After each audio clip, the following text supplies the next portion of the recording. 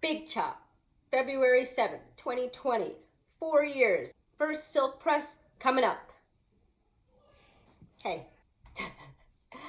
If you were kind of underwhelmed by the result, so am I.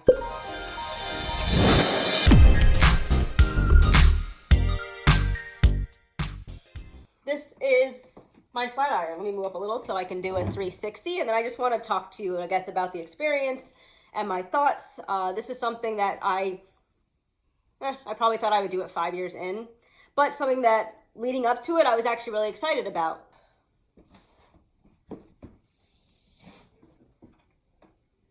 Her plan for my silk press was flat iron, hot comb, flat iron. What were their hot tools? So I was a little bit surprised by the process. My fear going into this is damage. Damage that you can see, split ends, that's pretty much it. I am no longer concerned about my curl pattern, losing the curl pattern, my curls becoming, looser. Because in the end, I don't wear my natural curl pattern. Everything is a twist out or a braid out. I can't do wash and goes. You can see previous videos to see that I mean it when I say it. As long as my hair isn't breaking, split ending all over the place, I'm fine. But anyway, silk press process. No. So we ended up just doing flat iron because I'm like, this 3-step process, first of all, I don't think it's necessary. Second of all, that's way too much heat. It's been several years since I purchased a flat iron. I figured the technology must have advanced. I got one specifically for this big monumentous occasion in my hair's life. I'm sure it's a combination of the steam and the heat. She did it at 430 degrees. It just sounds like you're frying eggs. This is the flat iron I used. What is it called? Infrared steam styler. I'm not gonna take it all the way out, but this is what it looks like. This over here is a water chamber for the steam, and there is an infrared lights in the center of the plates as seen in the image on the box. That light there. I'll never know if this was less damaging than another flat iron, I guess, because I didn't have a clone of me to, really do a science experiment on it. And this is the heat protectant that I use, Joico Defy Damage. Because my hair does feel greasy and weighed down, it looks greasy and weighed down. I don't know. Sorry, my light just went out. I didn't love the results, but I don't know that I would have loved them with another one, so I am going to try a different heat protector. Someone recommended I get the Mizani Press something. I ordered that, but it came the day after I flat ironed my hair, so I couldn't use it, obviously. Okay, so this is 2 days post. My hair smells like flat ironed hair. I don't know if you know the scent. Kind of burnt, but not like fried. I don't know. It's just, it smells a little burnt. I think it's longer than it was in 2018 when my hair was relaxed. So this is my flat ironed natural hair. I was concerned going into this because I figured once my hair was straight and out and accessible to me, I would have my hands all over it. Despite the fact that I do keep touching my hair in this video. I keep looking at the wrong place. Surprisingly, long story short, I'm not touching my hair. This was just very anticlimactic. It's something that I held off for 4 years, and I am glad that I did, because you want to get to a certain point where you've done enough for your hair over a certain amount of time that you feel like it's in its best, it was healthy enough to withstand this, I think. I do have a picture of my hair day one that I'm going to show you, pre and post trim. It's thin. I'm annoyed by this, but I prefer my hair curly. But again, it's not like my hair curly. It's my hair twisted and then drying for 2 days and then outed and a twist out or a braid out. Those are my favorite style still. This is what I used to look like, 5 years ago? So I thought at least maybe it would make me but it would make me look younger, like I would look like I did 5 years ago. I don't know if I do, but I'm not excited. I haven't done much of anything with it. And that's also because I wanted to do a video before I manipulated it in any way. And when I say manipulate, for me, it's just falling flat, literally. It's like a Limp Biscuit. Limp Noodle? Limp Biscuit was a band. It's just, like when I'm walking through the day and I catch a glimpse of myself like in a mirror, there's just very often, let me see if I can get to it. Okay, it's actually cooperating right now, but it's thin, like it's like parted, and it looks like not greasy, but I like that. Oh, my hair actually looks nice right now. But okay, this is an example. So this is what, like this area here where you have like a chunk of hair and then a space and then a chunk of hair, like stringy. It looks stringy when I'm seeing it like during the day, but it looks stringy like back here. So you'll see just like random openings. But I don't know why my hair is participating right now. It's cooperating right now. I think it's because I just combed it. But I'm not gonna comb my hair every couple of hours. I mentioned in my last video that I was considering just flat ironing my hair every month, but I was trying to figure out what I was gonna do because I can't go a whole month in like a flat iron state without washing my hair, and then once I wash it, I gotta do something with it. I don't need to do that anymore, I realize. So this, I'm gonna wear this as long as I can, and can is gonna be determined by, does it still look good for what it is? I prefer it curly. And does it not smell like my scalp? So I'm hoping I can get like 1.5, 2 weeks out of this.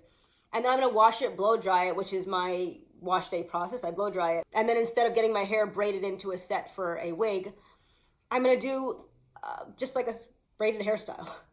I don't know why I didn't think of doing this, because I was having her doing braided hairstyles when we first started. I have a hairstylist that comes to my house, in case you missed my last video, probably starting 7 months ago or so. So I would wash my hair the night before she came, and then she would style it the next day in a braided hairstyle. As I mentioned in my last video, they were all very just like reptilian. What I wanted was like 2 boxer braids. I love boxer braids. Boxer braids are just like, 2 braids coming down, braided back and then just coming down. She said that there was no way that I could wear that for 2 weeks. Like it was just gonna get messy and it wasn't gonna look nice. So she would do tight hairstyles, but tight hairstyles meant instead of having 2 braids, I'd have at least 5. It was looking like a reptile. So I didn't like it. That's why I moved to wigs. Next time around, we're gonna try, I'm gonna wash it, blow dry it, and then I'm gonna get wefted hair from Heat Free Hair. She's gonna cut it off the weft, so it's just like loose hair. And I'm saying heat free because I actually think they have very, very good wig hair, and they don't sell just like loose. And she's gonna do the 2 boxer braids that I said I wanted. I meant to mention before, when I started blow drying my hair, it was to have her more quickly be able to braid up my hair for the wig. It never occurred to me that I could try braided styles on blow dried hair, but we're gonna do add in hair because my hair isn't at a length where it's gonna look nice. Whenever I do a boxer braid, I mean, I haven't done it on flat iron hair because I haven't had flat iron hair, but they're just like, they don't look good. And they're like short and like at an awkward length, and they're like standing up on edge like type 4 hair does. So she's gonna do feed in hair, and I'm probably gonna get it like this long.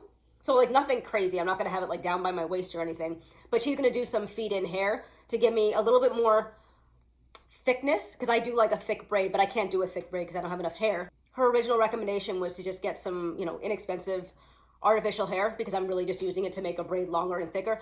But in case this might apply to someone else, I tried that at some point using artificial hair in one of the braided hairstyles that she did for me towards the beginning. And I noticed, I wasn't looking for it, so it was just very apparent. My hair didn't like it. Like the hair that was in contact with the artificial hair was just like extra dry, and it didn't feel good.